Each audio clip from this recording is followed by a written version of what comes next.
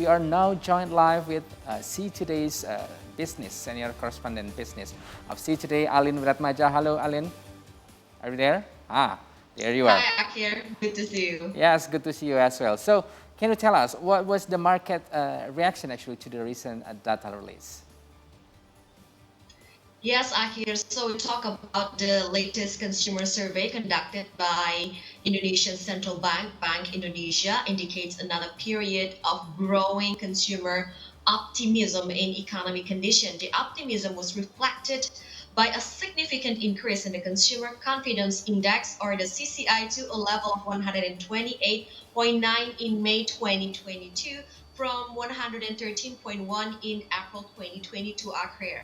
Respondents across all spending, age, education bracket reported a higher consumer confidence in May 2022, along with respondents in the majority of the surveyed city. Consumer optimism increased in May 2022, given improving consumer perception of current economic conditions in terms of income, jobs availability, and conditions for buying durable goods, as well as consumer expectations of conditions moving forward, particularly expectations of business conditions. Indonesian consumer confidence was contrast. If we look at the recent World Bank's warning here on Tuesday, World Bank stated that the economy may be headed for years of weak growth and rising prices. We talk about global economy. World Bank reported damage from the COVID-19 pandemic compounding with the Russian invasion of Ukraine has magnified the slowdown in the global economy, which is entering what would become a protracted period of feeble growth and elevated inflation. According to World Bank, this raises the risk of stagflation. We've been talking about this a lot, market participants, with potentially harmful consequences for middle and low income economies alike. World Bank slashed its annual global growth forecast to 2.9% from January's 4.1%. World Bank also added that subdued growth will likely to persist throughout the decade because of weak investment in most of the world out here. Fallout from Russia's invasion of Ukraine has aggravated the global down by driving up prices for a range of commodities. So it fueled inflation. Global growth this year will be roughly half of last year's annualized rate and is expected to show little improvement in 2023 and 2024.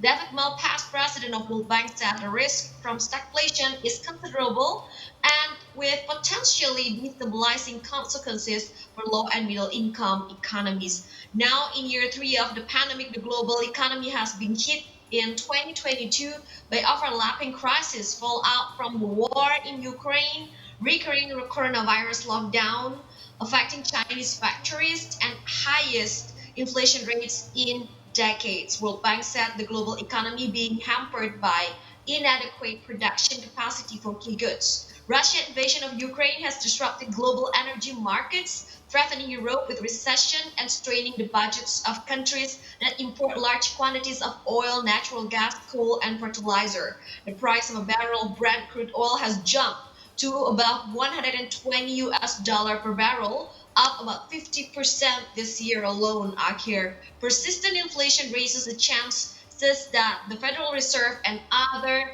central banks will sharply increase interest rates to cool off demand, as happened in the late 1970s, and that could lead to a more punishing global slump and financial crisis in some emerging markets. So those are the warnings from World Bank in its recent report. And World Bank economists now expect the United States to grow this year by just 2.5%, down from 3.7% rate projected in January. Aker. Meanwhile, China, the world's second largest economy, will fall short of the government's annual growth target, expanding by 4.3%. How's Indonesia? Indonesia growth projection is cut by 0.1% compared to that projected in January 2022. Indonesia's growth is expected to rebound to 5.1% in 2022, still good enough, supported by stronger demand and elevated commodity prices, and is expected to reach 3.5% in 2023 for our GDP. And meanwhile, Jakarta Composite Index opened Thursday trading in a positive territory despite most main indexes in Asia were traded lower here. Yet, Jakarta Composite Index gave up its earlier gains and closed the day lower by 0.15% at 7,182. Jakarta Composite Index failed to break the resistance level, 7,200 level. However, significant foreign inflows was recorded today. Net foreign buy in all market reached 1.16 trillion rupiah. Among stocks most sought after by investors are BMRI 562.8 billion rupiah, BBRI 322.1 billion rupiah, Astra International 183.8 billion rupiah, and PTBA Bukit Asam coal producer 46.2 billion rupiah. So Indonesia is still the place to invest. As mentioned, the World Bank believed that Indonesia economy will rebound this year by 5.1% akhir. Well, thank you very much, Aline Wiratmaja, for your comprehensive elaboration for the market update as well. Thank you very much. I'll see you later. Thank you.